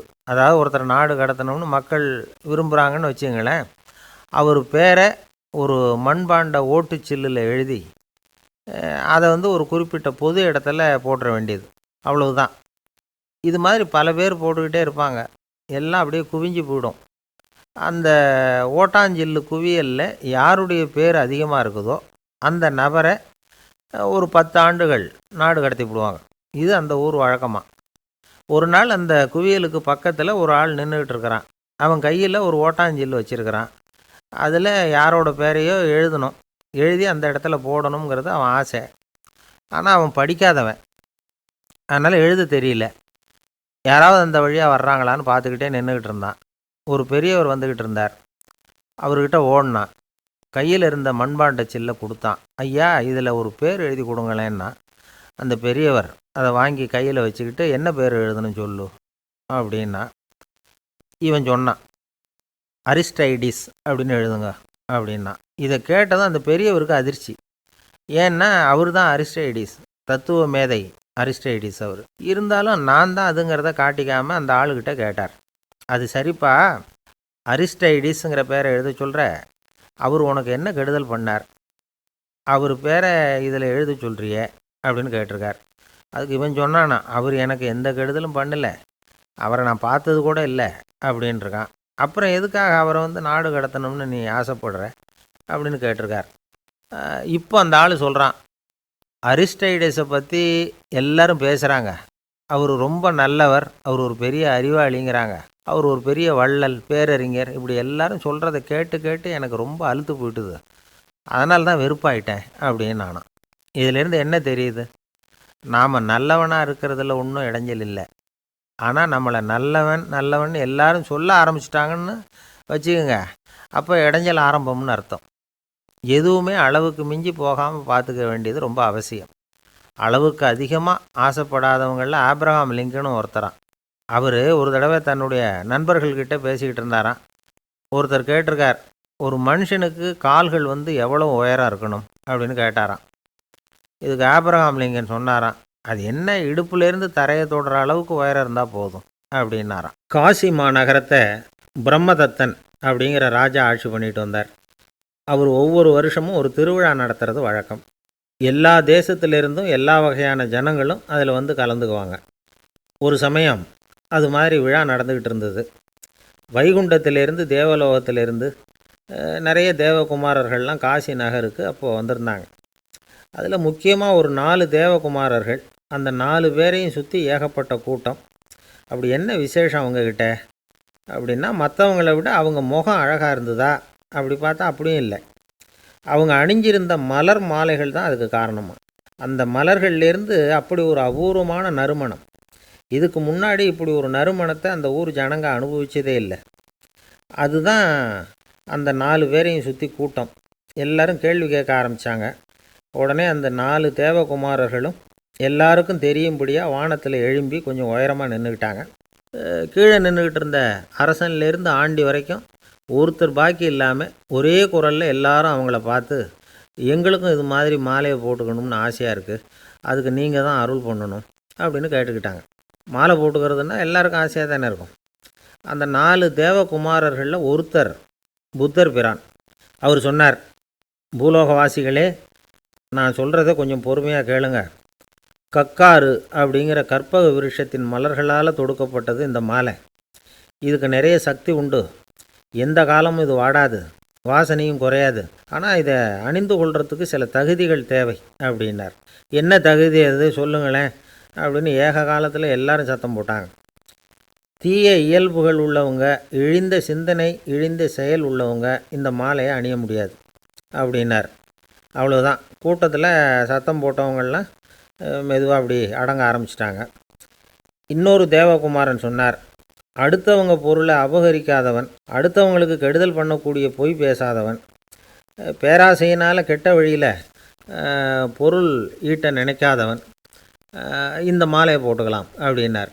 கூட்டத்திலேருந்து யாரும் முன்னுக்கு வரல. ஒரே ஒரு ராஜகுரு மட்டும் கொஞ்சம் முன்னாடி வந்தார். பெரியவர், படித்தவர் அவர். எனக்கு தகுதி இருக்குது அந்த மாலையை போட்டுக்கிறதுக்கு அப்படின்னார். வேறு ஒன்றும் இல்லை, பொய் சொல்லியாவது அந்த மாலையை வாங்கிக்குவோமே அப்படின்னு முடிவு பண்ணிட்டார் அவர். அவ்வளோதான், மாலையை வாங்கிட்டார். அடுத்த தேவகுமாரன் பேசினார். யாருக்கு திடமான அறிவும் மனமும் இருக்குதோ, யாருக்கு நல்ல காரியங்களில் அசையாத ஈடுபாடு இருக்குதோ, நல்ல அரிய பொருள்களை தனியாக தான் மட்டும் அனுபவிக்க விரும்பாதவர் யாரோ அவர் முன்னாடி இந்த மாலையை வாங்கிக்கலாம் அப்படின்னார். அந்த தகுதியும் எனக்கு இருக்குன்னார் ராஜகுரு. மாலையை வாங்கி போட்டுக்கிட்டார். இன்னொரு ராஜகுமாரன் பேச ஆரம்பித்தார். அறநெறியில் செல்வம் சேர்க்கணும், ஆடம்பர பொருள்களுக்கு அடிமையாகக்கூடாது, வெற்றி அடைஞ்சாலும் கர்வம் வரக்கூடாது, அப்படிப்பட்டவங்க இந்த மாலையை போட்டுக்கலாம்னார். துணிஞ்சு பொய் சொல்லி அதையும் வாங்கி கழுத்தில் போட்டுக்கிட்டார் இந்த ராஜகுரு. இன்னொரு ராஜகுமாரன் சொன்னார், சான்றோர்களை நிந்திக்காதவங்க, புறம் பேசாதவங்க இந்த மாலையை போட்டுக்கலாம்னார். அதையும் வாங்கி போட்டுக்கிட்டார். திருவிழா முடிஞ்சுது, எல்லோரும் திரும்பி போயிட்டாங்க. மறுநாள் ராஜகுரு 4 மாலைகளையும் போட்டுக்கிட்டு ராஜசபைக்கு வரார். வந்தவர் ரொம்ப அவஸ்தையோடு வர்றார். மாலையெல்லாம் வாடி போயிட்டுது, வாசனை எதுவும் கிடையாது. அது மட்டும் இல்லை, அவருக்கு கடுமையான தலைவலி வேறு வந்துட்டுது. துடிச்சு போயிட்டார். மாலையை கழட்டவும் முடியல. ஜனங்கள்லாம் அவரை பார்த்து சிரிக்க ஆரம்பிச்சிட்டாங்க. என்னத்துக்கு ஆசைப்படணும், ஏன் இப்படி கஷ்டப்படணும் அப்படின்னு. ராஜா பார்த்தார். மறுபடியும் விழாவுக்கு ஏற்பாடு பண்ணினார். தேவகுமாரர்கள்லாம் வந்தாங்க. ராஜகுரு வந்தார். மக்கள் முன்னிலையில் அவங்க காலில் விழுந்தார். மன்னிப்பு கேட்டுக்கிட்டார். இந்த மாலையை போட்டுக்கிற தகுதி எனக்கு இல்லை. தகுதி இல்லாத ஒருத்தன் தகாத தகுதியை பொய் மூலம் பெறணும்னு ஆசைப்படுறாங்களே, அவங்களுக்கெல்லாம் என்னுடைய தண்டனை ஒரு எச்சரிக்கையாக இருக்கட்டும்னார். அதுக்கப்புறம் தேவகுமாரர்கள் அவர் கழுத்தில் இருக்கிற மாலையை கழட்டினாங்களாம். அந்த மாலைகளும் பழையபடி மனம் கொடுக்க ஆரம்பிச்சுட்டு தான். இதுலேருந்து நாம் தெரிஞ்சுக்க வேண்டியது என்னென்னா, நமக்கு தகுதி இல்லாத ஒரு கௌரவம் நம்மக்கிட்ட தானாக வந்தால் கூட அதை தவிர்த்து விடுறது தான் நல்லது. அதுதான் புத்திசாலித்தனம். ஒருத்தர் வந்தார். சார், எங்கள் இலக்கிய மன்ற விழாவுக்கு நீங்கள் தலைமை தாங்கணும்னார். உடனே இவர் சொன்னார், பேச்சாளர், சார், இலக்கியத்தை பற்றி பேசுகிற தகுதி எனக்கு இல்லையே அப்படின்னார். உடனே அவர் கூப்பிட வந்தவர் சொன்னார், அந்த தகுதி உங்களுக்கு இல்லைங்கிறது எங்களுக்கும் தெரியும் சார், அதனால தான் உங்களை தலைமை தாங்க கூப்பிட்றேன் அப்படின்னார். அது சரி, தலைமைன்னா அதுக்கு இவர் என்ன தான் அர்த்தம் பண்ணுறாருன்னு தெரியல. அந்த காலத்தில் அண்ணாமலை ரெட்டியார்னு ஒருத்தர் இருந்தார். அவர் வெங்கனூர் அப்படிங்கிற கிராமத்தில் இருந்தார். அங்கேருந்து விருத்தாசலம் கோவிலுக்கு தவறாமல் போயிட்டு வந்துக்கிட்டு இருந்தார். இடையில் வெள்ளாறு. அதில் ஒரு சமயம் வெள்ளம் வந்துட்டுது. இவரால் போக முடியல. அதோட விளைவு வெங்கனூர்லேயே ஒரு கோவில் கட்டணும் அப்படின்னு முடிவு பண்ணார், சிவாலயம். அந்த சமயத்தில் வடநாட்டில் பஞ்சம். அதனால் அங்கே இருந்த பல சிற்பிகள் தென்னாட்டை நோக்கி வர ஆரம்பித்தாங்க. அவங்க வெங்கனூர் வழியாக வர்றது தெரிஞ்சதும் இவர் போய் பார்த்தார். இங்கே ஒரு கோவில் கட்டணும், அதுக்கு நீங்கள் உதவணும்னார். பஞ்ச காலத்தில் இப்படி ஒரு வாய்ப்பு கிடைச்சதில் அவங்களுக்கும் ரொம்ப மகிழ்ச்சி. உற்சாகத்தோடு ஒத்துக்கிட்டாங்க. ஆலய திருப்பணி ஆரம்பமாச்சு. அவங்களுக்கு வேண்டிய எல்லா வசதிகளையும் இவர் செஞ்சு கொடுத்தார். அவங்களுக்கு எந்த குறையும் இல்லாமல் பார்த்துக்கிட்டார். அது மட்டும் இல்லை, ஒவ்வொரு நாளும் அங்கே வருவார். உங்களுக்கு என்ன வேணும், எது வேணும்னு கேட்பார். ஏதாவது குறை இருந்தால் சொல்லுவாங்க, உடனே தீர்த்து வைப்பார். இவரும் கேட்பார், எந்த குறையாக இருந்தாலும் என்கிட்ட சொல்லுங்க அப்படின்னு சொல்லுவார். அதை தவிர இவராகவே கவனித்தும் அவங்களுக்கு என்னென்ன தேவைங்கிறத கண்டுபிடிச்சி அதையெல்லாம் கொடுத்துக்கிட்டு இருப்பார். என்ன தேவைன்னாலும் அதை நிறைவேற்றி வச்சுருவார். அந்த சிற்பிகளின் தலைவன் ஒருத்தன், அந்த ஆளுக்கு வெத்தலை பாக்கு போடுறது பழக்கம். இதை தெரிஞ்சுக்கிட்டு அதுக்காகவே ஒரு ஆளை ஏற்பாடு பண்ணார். வேணுங்கிறப்போலாம் நீ வெத்தலை சிவல் மடித்து கொடுக்க வேண்டியது உன் வேலை அப்படின்னு ஒருத்தனை ஏற்பாடு பண்ணிட்டார். இப்படியெல்லாம் செஞ்சதும் அவங்களுக்கும் ரொம்ப உற்சாகம். ரொம்ப பொறுப்பாக சிற்ப வேலைகளை செஞ்சுக்கிட்டு இருக்கிறாங்க. ஒரு நாள் என்னாச்சு தெரியுமா, அந்த சிற்பிகளின் தலைவன் ரொம்ப நுணுக்கமாக ஒரு வேலையை செஞ்சுக்கிட்டு இருக்கிறான். சாரம் போட்டு அது மேலே படுத்துக்கிட்டு அண்ணாந்து பார்த்து உச்சியில் நுணுக்கமான சிற்பங்களை உருவாக்கிக்கிட்டு இருக்கான். சிற்பியின் கவனம் செதறப்படாதுங்கிறதுனால இவர் மெதுவாக சத்தம் போடாமல் கிட்ட போய் நின்று அதை கவனிச்சிக்கிட்டு இருக்கிறார். அந்த சிற்பி வழக்கம் போல் வெத்தலை பாக்குக்காக இடது கையை கீழே நீட்டினான். அந்த சமயம் பார்த்து அவருக்கு தாம்பூலம் கொடுக்குறவன் அங்கே இல்லை, எங்கேயோ போயிருக்கிறான். அண்ணாமலை ரெட்டியார் என்ன பண்ணார் தெரியுமா, தனக்காக கொடுக்கப்பட்ட தாம்பூலத்தை வாங்கி சிற்பியின் கையில் கொடுக்குறார். அவன் வாங்கி போட்டுக்கிட்டான். இது என்ன இன்றைக்கி வெத்தலை சீவல் வேறு மாதிரி இருக்குது, வாசனை தாம்பூலமாக இருக்குது அப்படின்னு யோசனை பண்ணிவிட்டு கீழே திரும்பி பார்க்குறார். பார்த்தா ரெட்டியார் மறுபடியும் சிற்பி கை நீட்டும் பொழுது கொடுக்கறதுக்காக தாம்பூலத்தை மடித்து வாங்கி வச்சுக்கிட்டு தயாராக நிற்கிறார். சிற்பிக்கு அதிர்ச்சி. உடனே பொத்துன்னு கீழே குதிச்சான். ஐயா, என்ன இது நீங்களா அப்படின்னா. இவர் சொன்னார், நான் ஒன்றும் தப்பு பண்ணலையே, உன்னுடைய கை புண்ணியம் செஞ்ச கை, கோயில் கட்டுற கை, அந்த கைக்கு தாம்பூலம் கொடுக்கறதுல என்ன தப்பு அப்படின்னாராம். ஏற்கனவே பஞ்சத்தில் அடிபட்டு வந்த எங்களை நீங்கள் ஆதரித்ததே பெரிய விஷயம். இந்த செயல் என்னை ஒரு பெரிய கடனாளி ஆக்கிவிட்டுது. ஐயா, எங்களுக்கு உணவு உடை இதை மட்டும் நீங்கள் கொடுத்தா போதும், ஊதியம்னு எதுவும் வாங்க மாட்டோம் அப்படின்னு நானும். அந்த சிற்பி எவ்வளவோ வற்புறுத்தியும் எதுவும் வாங்கிக்கலையாம். இந்த செய்தியை தமிழ் தாத்தா டாக்டர் ஊவேசா சொல்லியிருக்கிறார். அந்த காலத்தில் எப்படிப்பட்டவங்கள்லாம் வாழ்ந்துருக்கிறாங்க பாருங்கள். இந்த காலத்தில் ஒருத்தர் கோவில் கட்டினார், வேலை செய்கிற எல்லாருக்கும் சாப்பாடு போடுவார். சிற்ப வேலை செஞ்சுட்டு சாப்பிட வர்ற ஒவ்வொருத்தர் கையையும் அன்பாக பிடிச்சி முத்தம் கொடுத்து உள்ளே அனுப்புவார். அந்த கைகளுக்கு நீங்கள் கொடுக்குற மரியாதையாது அப்படின்னு கேட்டாங்க. அது இல்லைங்க, ஏற்கனவே முதல் பந்தியில் சாப்பிட வந்தவன் மறுபடியும் வர்றானான்னு கண்டுபிடிக்கிறதுக்காக கையை பிடிச்சி மோந்து பார்க்குறேன் அப்படின்னாராம் அவர். ஒருத்தர் மனசில் நிம்மதி இல்லாமல் உட்காந்துருந்தார். என்ன சார் விஷயம் அப்படின்னு விசாரித்தேன். அகலக்கால் வச்சுட்டேன், அதுதான் அவதிப்படுறேன்னார். விவரமாக சொல்லுங்கன்னு. வீடு கட்டணும்னு ஆரம்பித்தேன், வேலை பாதியிலேயே நிற்கிது, கையில் பணம் இல்லை அப்படின்னார். இது மாதிரி ஆசாமிகள் பல பேரை நீங்கள் பார்த்துருக்கலாம். இவங்கெல்லாம் சுலபமாக மன அழுத்தத்துக்கு ஆளாயிடுறாங்க. மன உளைச்சல், அதாவது ஸ்ட்ரெஸ் அப்படின்னு சொல்கிறோமே, அதுக்கு அடிப்படையான சில காரணங்கள் உண்டு. அதாவது மிகையாக திட்டமிடுதல் அப்படிங்கிறதும் ஒரு முக்கியமான காரணம். நடைமுறை சாத்தியம் என்னங்கிறத மனசில் வச்சுக்கிட்டு எந்த திட்டத்தையும் தீட்டணும், அப்போ தான் அது சரியாக வரும். ரெண்டாவது காரணம் என்ன தெரியுமா? ஒரே நேரத்தில் பல்வேறு செயல்களில் ஈடுபடுறது. தொலைபேசியில் பேசிக்கிட்டே கையில் இருக்கிற கடிதத்தை படிச்சுக்கிட்டே எதிரில் உட்காந்துக்கிட்டு இருக்கிறவருக்கும் அப்பப்போ பதில் சொல்லிக்கிட்டு மனசில் பல்வேறு சிந்தனைகளை அப்படியே ஓட விட்டுக்கிட்டு இருக்கிறது, இதுவும் மன அழுத்தத்தை உண்டாக்குது. மூணாவது காரணம், எதிலேயும் வெற்றி மட்டும் எதிர்பார்க்குற ஒருதலைப்பட்சமான ஆர்வம். நாம் தொட்டதெல்லாம் வெற்றியாகவே முடியணும் அப்படின்னு எதிர்பார்க்குறவங்க ஏதாவது ஒன்றில் தோல்வியை கண்டால் தோண்டு போயிடுறாங்க. எப்படியும் முடியலாம்ங்கிற எண்ணம் ஏற்கனவே நமக்குள்ளே இருந்துட்டுதுன்னா அந்த அவஸ்தை வராது. அதனால் அதுவும் நம்ம வளர்த்து கொள்ள வேண்டிய ஒரு குணம். மன உளைச்சல் ஏற்படுறதுக்கு இன்னொரு காரணம், எதையும் வேகமாக செஞ்சுடணும் அப்படிங்கிற துடிப்பு. அந்த துடிப்பே மனசை அழுத்த ஆரம்பிச்சிடும். எந்த ஒரு காரியத்திலையும் தாமதமோ இடையூறோ ஏற்பட்டால் அதை பொறுத்துக்கிற மனப்போக்கம் வேணும். அது இல்லாதவங்க அழுத்தத்துக்கு ஆளாயிடுறாங்க. சில பேர் வேலைன்னு எந்த நேரம் பார்த்தாலும் வேலையே கதின்னு கிடப்பாங்க. பொழுதுபோக்குக்கோ உடற்பயிற்சிக்கோ குடும்பத்தில் உள்ளவங்க அல்லது நண்பர்கள் கூட கலந்துரையாடவோ கொஞ்சம் கூட நேரம் ஒதுக்க மாட்டாங்க. இந்த சுபாவம் மன அழுத்தத்தை உண்டு பண்ணும். இதையெல்லாம் புரிஞ்சுக்கிட்டு அதிலிருந்து விடுபடுறது எப்படின்னு யோசிக்கணும். வல்லுநர்கள் இது தொடர்பாக சில யோசனைகளை சொல்லி வச்சுருக்கிறாங்க. அது என்னென்னா, வாழ்க்கைங்கிறது பிரச்சனைகளால் பின்னப்பட்ட ஒன்று. அது எப்போவுமே முடிவடையாத ஒரு தொடர்கதை அப்படிங்கிறத முதல்ல நாம் புரிஞ்சுக்கணும். ஒரே நேரத்தில் ஒரு காரியத்தில் மட்டுமே நாம் கவனம் செலுத்தணும். அடுத்தவங்க காரியத்தில் தலையிடக்கூடாது. எதையும் பேச ஆரம்பிக்கிறதுக்கு முன்னாடி நம்மை நாமே கேட்டுக்க வேண்டிய கேள்வி 2. 1, நான் சொல்ல போகிறது ரொம்ப முக்கியமானதா? 2வது, நான் சொல்கிறத அவங்க கேட்குறதுக்கு ஆசைப்படுறாங்களா? நான் பேசுகிறதுக்கு அது சரியான நேரம் தானா? இதை யோசித்து பார்த்ததுக்கப்புறம் எதையும் பேச ஆரம்பிக்கணும். முடிஞ்ச அளவுக்கு வளைந்து போகிற சுபாவத்தை வளர்த்துக்கணும். நம்ம நேரம் விலை மதிப்பு இல்லாதது, அதை வீணாக்கக்கூடாது. சிரிக்க தெரியலனாலும் பரவாயில்ல, முகத்தில் கொஞ்சம் புன்முறுவலாவது காட்டணும். இதெல்லாம் ரொம்ப முக்கியம். அடுத்தவங்க ஏதாவது செஞ்சால் உடனே நன்றி சொல்ல மறக்கக்கூடாது. தினமும் கொஞ்சம் நேரத்தை தனிமையில் செலவு பண்ணணும். மன உளைச்சலிருந்து விடுபடுறதுக்கு 3 முக்கிய வழிகள் சொல்கிறாங்க. அதை சுருக்கமாக ரெட் அப்படின்னு சொல்கிறாங்க. RED ஆங்கில எழுத்தில். அந்த முதல் எழுத்து R, அது என்னென்னா ரிலாக்ஸேஷன், அதாவது இடை ஓய்வு. 2வது E எக்ஸர்சைஸ், உடற்பயிற்சி. 3வது டயட், திட்டமிட்ட உணவு முறை.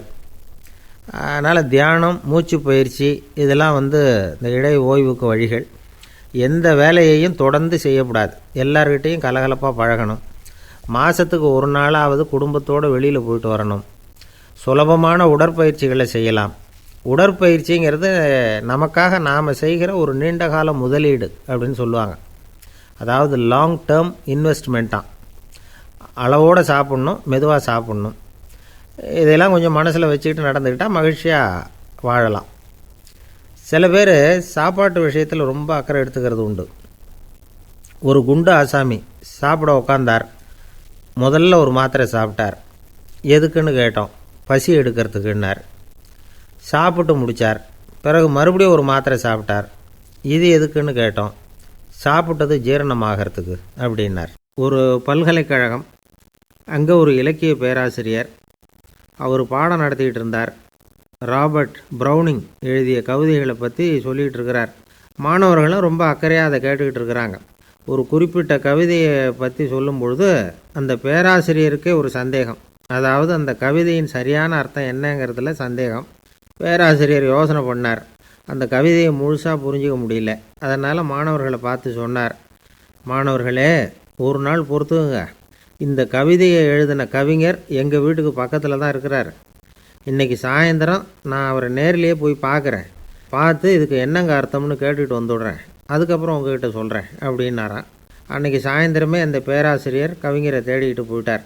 கவிஞர் அவங்க வீட்டில் அவர் பாட்டு உட்காந்துருந்தாராம். இவர் போய் அவர் முன்னாடி உட்காந்தார். அப்புறம் கேட்டார், ஐயா, அந்த கவிதையின் முழு பொருள் என்னன்னு தெரிஞ்சுட்டு போகிறதுக்காக வந்திருக்கிறேன் அப்படின்னாராம். எந்த கவிதை அப்படின்னாராம் அவர். இவர் அந்த கவிதையை சொல்லியிருக்கார். கவிஞர் கொஞ்சம் யோசனை பண்ணிவிட்டு அப்புறம் சொன்னாராம், பேராசிரியரே, நீங்கள் கொஞ்சம் தாமதமாக வந்துட்டீங்கன்னாராம். இவருக்கு ஒன்றும் புரியல. நீங்கள் என்ன சொல்கிறீங்க? நான் தாமதமாக வந்துட்டேன்னா? நீங்கள் தான் உயிரோடு இருக்கிறீங்களே, அப்படி இருக்கும்பொழுது நான் தாமதமாக வந்துவிட்டேன்னா அது எப்படி அப்படின்னு இவர் குழம்பியிருக்கிறார். இப்போ கவிஞர் சொன்னாராம், ஐயா, நான் உயிரோடு இருக்கிறேன்னா இல்லையாங்கிறது முக்கியம் இல்லை. நான் அந்த கவிதை வரிகளை எழுதினப்போ 2 பேருக்கு அதோட அர்த்தம் தெரிஞ்சிருந்தது. இப்போ ஒரே ஒருத்தருக்கு தான் அதோட அர்த்தம் தெரியும் அப்படின்னாராம். பேராசிரியர் யோசனை பண்ணியிருக்கார். அப்படின்னா அந்த ஒருத்தர் கவிஞர் ராபர்ட் ப்ரௌனிங்கை தவிர வேறு யாராக இருக்க முடியும்? இவர் தான் அப்படிங்கிறத அவர் மனசில் நினச்சிக்கிட்டார். அதனால் சொன்னார், ஐயா, நான் தாமதமாக வரல, அந்த கவிதையின் பொருள் என்ன அது சொல்லுங்கன்னார். பேராசிரியரே, நான் சொல்கிறது உங்களுக்கு புரியலன்னு நினைக்கிறேன். நான் இந்த வரிகள் எழுதினப்போ 2 பேருக்கு அதோட அர்த்தம் தெரிஞ்சிருந்தது. அந்த 2 பேர் யாருன்னா, ஒருத்தர் ராபர்ட் ப்ரௌனிங், அதாவது நான், இன்னொருத்தர் கடவுள். இப்போ அது கடவுளுக்கு மட்டும்தான் தெரியும். நானே இதை பற்றி பல தடவை யோசனை பண்ணி பார்த்தேன். இது ரொம்ப அழகானது, ஆனாலும் ரொம்ப வழுக்கலானது. அதை பிடிச்சிட்டோம்னு நினச்சிக்கிட்டு இருக்கும் பொழுதே காற்று மாதிரி அது உங்ககிட்ட இருந்து ஓடி போயிடுது. எனக்கு ரொம்பவும் வருத்தமாக தான் இருக்குது. நிச்சயமாக நான் தான் இந்த வரிகளை எழுதியிருக்கிறேன். அதில் அர்த்தம் இருக்குங்கிறது எனக்கு தெரியும். அதை நான் உணர்கிறேன். ஆனால் நீங்கள் என்னை மன்னிக்கணும். எனக்கே கூட அதை என்னால் விளக்க முடியல. அப்படி இருக்கும் பொழுது உங்களுக்கு எப்படி அதை நான் விளக்க முடியும் அப்படின்னாரா அந்த கவிஞர். அனுபவிக்கப்படக்கூடிய எல்லாமே விளக்கப்படக்கூடிய ஒன்றல்ல, விளக்கப்படும் எல்லாமே அனுபவிக்கப்படக்கூடிய ஒன்றல்ல அப்படிங்கிறது ஞானிகளுடைய கருத்து. அதுக்காக தான் அந்த சம்பவம். வாழ்க்கையில் நீங்கள் தொடர்ந்து ஆய்வு செய்து கொண்டே இருக்கக்கூடிய விளக்கங்களை ஒருபோதும் அடைய முடியாத பரிமாணங்கள் இருக்கிறதுனால தான் அது அலுப்பு தட்டாமல் இருக்குது. உங்களால் நிறைய அனுபவிக்க முடியும். இருந்தாலும் நீங்கள் அனுபவித்து அறிந்த விஷயங்கள் கூட வார்த்தைகளால் விளக்கப்பட முடிவதில்லை அப்படிங்கிறது பெரியோர் சிந்தனை. இதெல்லாம் ஒரு பக்கம் இருக்கட்டும். நமக்கு தெரிஞ்ச பேராசிரியர் ஒருத்தர் 1 மணி நேரம் ரொம்ப விவரமாக வகுப்பு எடுத்தார். கடைசியாக சொன்னார், மாணவர்களே, ரொம்பவும் எளிமையாக விளக்கமாக எல்லா விவரமும் சொல்லியிருக்கிறேன். அதனால் இதில் உங்களுக்கு சந்தேகம் வர்றதுக்கு வாய்ப்பே இல்லை. இருந்தாலும் கேட்க வேண்டிய கடமை கேட்குறேன். இது வரைக்கும் நடத்தினதில் யாருக்காவது ஏதாவது சந்தேகம் உண்டா அப்படின்னு கேட்டாராம். எனக்கு ஒரே ஒரு சந்தேகம்தான் சார் அப்படின்னு எழுந்திரிச்சு நிற்கிறான் ஒருத்தன். என்னன்னு கேட்டாராம். இது வரைக்கும் நீங்கள் என்ன பாடம் சார் நடத்துனீங்க அப்படின்னானான் அவன்.